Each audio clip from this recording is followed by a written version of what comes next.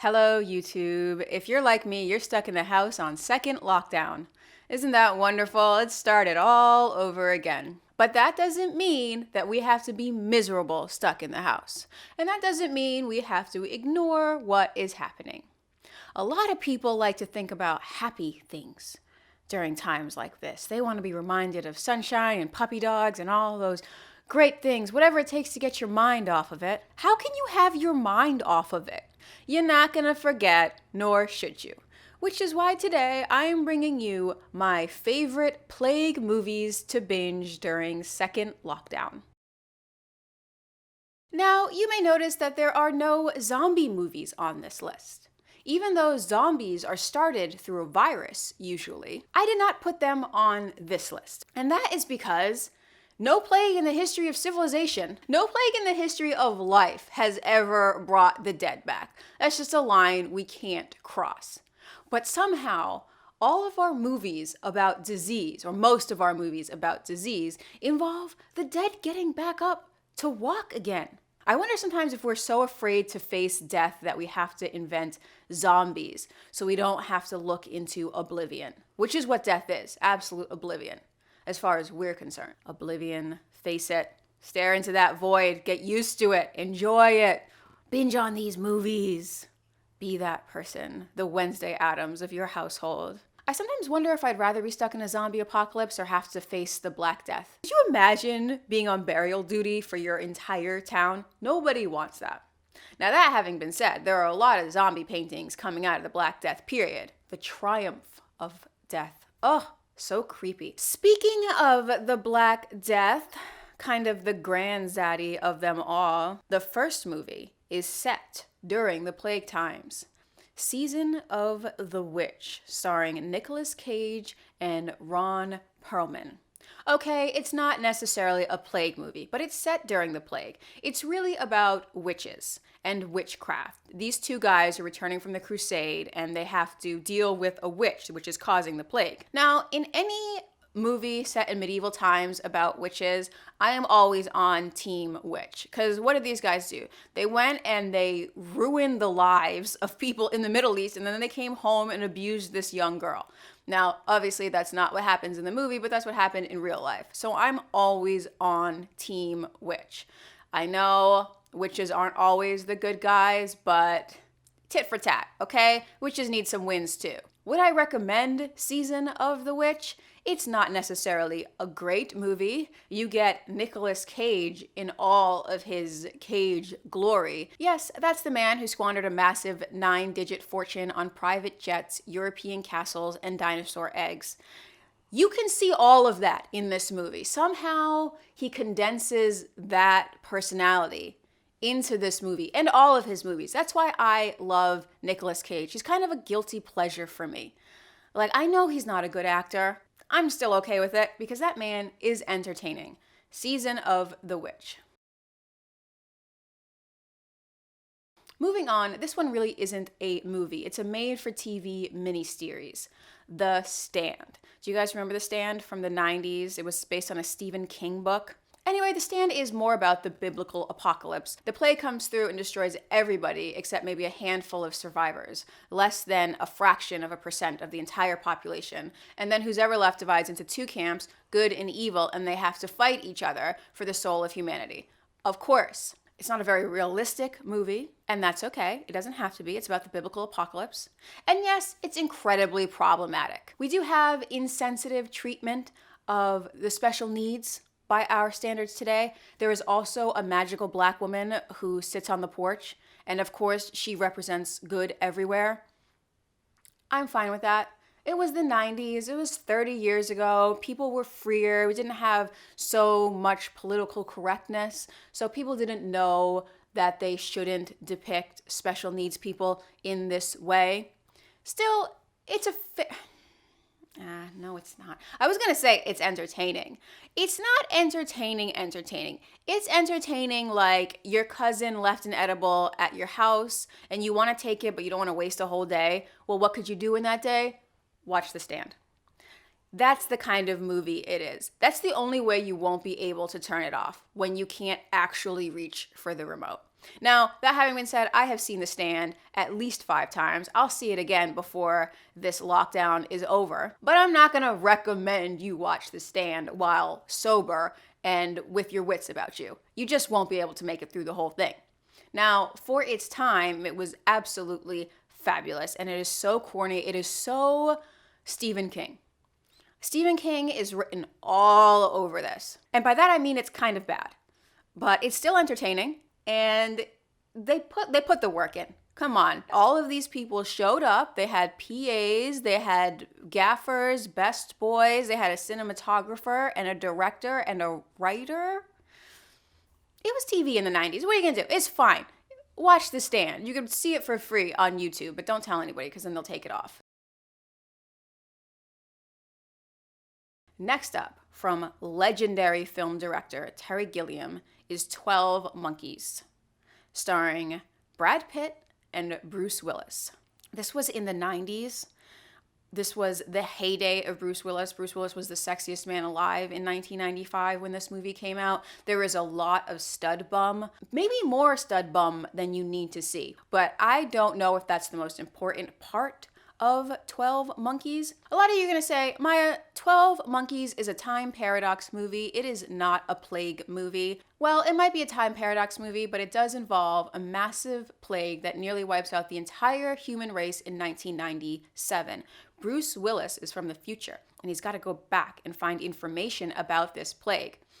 I don't want to ruin it for you, but as we know from time paradox movies, him going back to help may hurt more. This is the nature of time paradoxes. Brad Pitt gives an excellent performance. We think of Brad Pitt as sort of this hunk character, like he's always sexy, he's always ripped.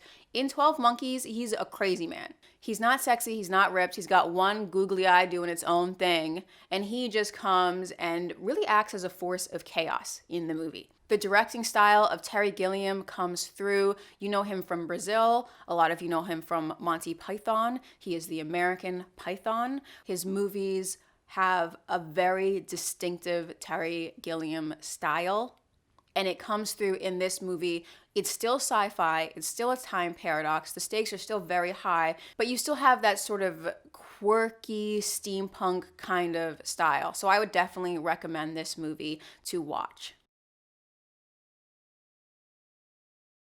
Next up is Carriers, starring Chris Pine from the recent Star Trek movies. Ooh, Chris Pine, so sexy. Not when his eyes are bloodshot and he's infected with a strange pestilence, but he's still, he's all right. It's just, ugh. Knowing what we know now after quarantine, you look at Chris Pine infected with the pestilence and you're like, you stay over there. Ugh. Carriers was directed by the Pastor brothers. It's a smaller movie. It's not as big as some of these massive plague movies that involve the whole world. It's just these two brothers trying to get to the coast to relive this nostalgic memory, and they feel that there's going to be no disease when they get to the coast. So they're on this road trip, and of course on the way things go sideways. It doesn't work out as it had planned. Of course it must, because there must be conflict in a movie. Things must happen, and these things that happen are very tragic. The whole world is falling apart, including the relationships in this car. It's a very sad movie. And it came out while all of these zombie movies were coming out, which is why at first I kind of glossed it over. I was like, nothing's happening here. People just get sick and they die, and like, what is this? Well, it's a movie. It's cinema. You actually have to think about this one. What would you do if your brother got sick? Would you still go to him? Would you still help him? And those are the sort of questions Carriers poses. Carriers. Next up is Cabin Fever, 2002, 2003, 2002, directed by Eli Roth. Now, this is a typical gory horror movie. It's Eli Roth. It's kind of goofy. But it does center around a pestilence that's in the water, and people drink the water and then they get sick, and it's gross and it's gooey. They did remake Cabin Fever, but I still think that the original is better, so check that one out. Next up is Children of Men by Alfonso Cuarón. Of course, he is a brilliant director. He won an Oscar recently, but not for this one. However, Children of Men is one of the best movies I have ever seen. It stars Clive Owen and Julianne Moore, real actors. Actors. People who take their craft seriously. Basically, a plague renders the entire population sterile. There are no children anymore. And so what happens? The men go insane and start killing each other. It's a world just torn up by violence. Spoiler alert, they finally find this one woman who can have a child. And that's the movie. Just how beautiful it is to be able to bring life into this world. We take life for granted. We're like, anybody can have a kid. Yeah, but it's still amazing that people can have children. The whole process, just in 9 months, going from two individuals, two cells from two individuals to a unique human being. And then 20 years later, that human being is actually good for something. That is an amazing process. People don't really appreciate that until it's gone. It's the same way with health. People don't appreciate health until they don't have health anymore. And it can be the smallest thing. It can be an ingrown toenail. The smallest thing will make you appreciate good health again. And that's sort of what this movie is about. What is it to be alive? What is it to have a civilization? What holds our civilization together? Children of Men is probably your English teacher's favorite plague movie. I don't know how to say that otherwise. Like, the most responsible person in your life, Children of Men is their favorite plague movie. All right, we're down to the final three. The three best, in my opinion. Okay, let's start off with Zaddy. Zaddy is Andromeda Strain from 1971. This was directed by Robert Wise. Andromeda Strain is about an alien infection that falls to this town and kills nearly everybody. And then the scientists are sent to see what it is. It basically turns everybody's blood to powder. It happens around a US government testing facility. So everything is top secret. They don't share this with the public. It's just these scientists trying to figure out what this is, why are some people immune, and how do we keep this from spreading. What I like about this movie is that it's set in 1971 when we still had adults. This whole movie is centered around adults being responsible and taking care of business. It's just that small part of it just was really soothing to me because I'm like, you guys got it. Y'all beat the Nazis. You can figure out this. I feel like we're missing that right now. But it was set in 1971, and for that reason, it might be a little boring. By boring, that means it's an actual sci-fi movie. That's actually what their lives would have been like in this situation. Someone described it as science speculation and not science fiction. And I thought that was really good because a lot of the movie is them running tests in a lab. I hate to break it to you, but scientists' lives can be very boring. What we see of science is all the most interesting papers summed up into a few sentences.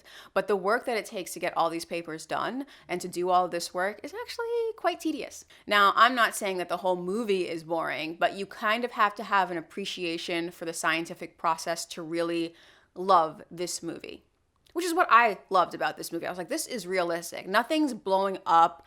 There's no car chases, nothing ridiculous like that. It's these scientists who have to solve a problem. Loved it. Now, they did remake Andromeda Strain. They turned it into a miniseries. I did not see the miniseries. I only saw the original. It's so funny that in 2020, you can be bougie just by being like, oh, the original was better. Like, time was you had to say, oh, the book was better. But then you had to read a book, and nobody wants to read books anymore. So right now we're kind of bougie and stuck up by being like, the original was better. But yeah, Andromeda Strain, check that out if you want a hard science movie. Fantastic. Next up, Outbreak. Based on the novel by Robin Cook. Outbreak was directed by Wolfgang Petersen. What a name, Wolfgang. He also did Troy and a few others that I'm sure you have seen. Outbreak is more of a disaster film. Yes, it is about a disease, but it came during the time where there was everything disaster. Volcano disaster, numerous asteroid disaster films, earthquakes. In the 90s, people just wanted to see disaster films, and Outbreak was one of them. It stars Dustin Hoffman, Kevin Spacey, Cuba Gooding Jr., Morgan Freeman is in there. A lot of big name actors in Outbreak. And yes, because it's a disaster movie, it's not as pure science fiction as, say, Andromeda Strain. There are some car chases, there's some action sequences. I blame this on the era. People didn't want to go see a movie in the 90s that didn't have at least one car chase in it.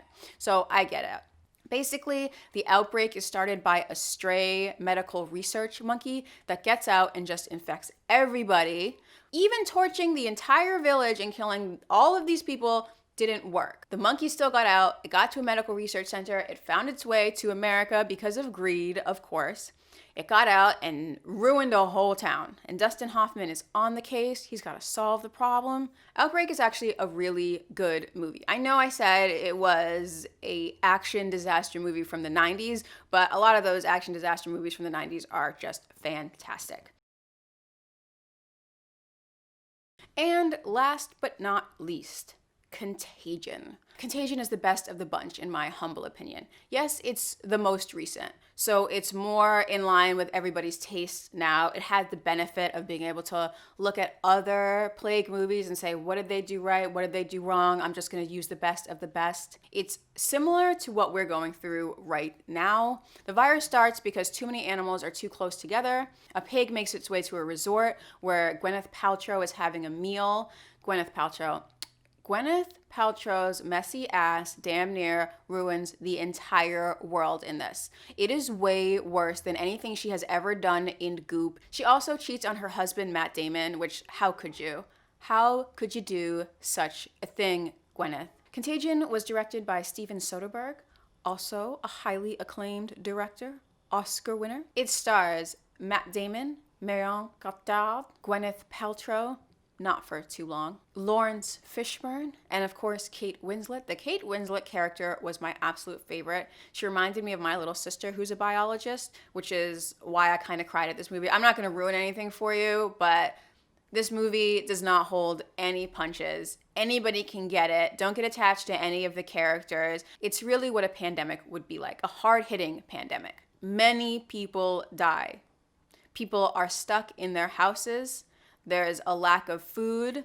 There are people scamming other people. Jude Law's character. I find that to be incredibly realistic because what are we seeing now? People trying to scam other people, trying to get one over on others, make a few more dollars, you know, the usual. It was just so realistic from how it started to how it spread, the lingo, the terminology, how people would deal with something like this. My favorite of these pandemic plague movies is Contagion, just because it is so educational, so rewatchable, so realistic, and so sad.